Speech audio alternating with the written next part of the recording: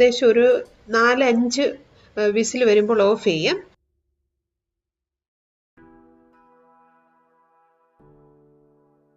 ഇനി അഥവാ വെന്തില്ലെന്ന് തോന്നുവാണെങ്കിൽ 2 വിസിലൂടെ വെച്ചാൽ നല്ലതായിട്ട് വെന്ത് കിട്ടും.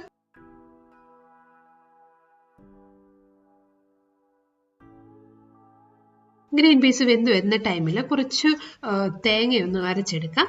അതിനായിട്ട് ഞാൻ എടുത്തിരിക്കുന്നത് കുറച്ച് ചെറിയ ഉള്ളി, ഒരു 4-5 പീസ് ചെറിയ ഉള്ളി,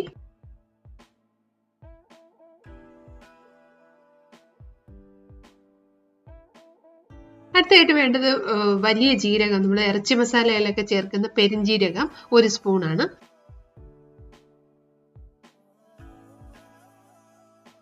ഒരു കപ്പ് തേങ്ങയിലേക്ക് നമ്മൾ 1 സ്പൂണ് വലിയ ജീരകം ചേർത്തു. ഇതിലേക്ക് നമ്മൾ എടുത്ത ചെറിയ ഉള്ളിയും കൂടെ ചേർത്തു.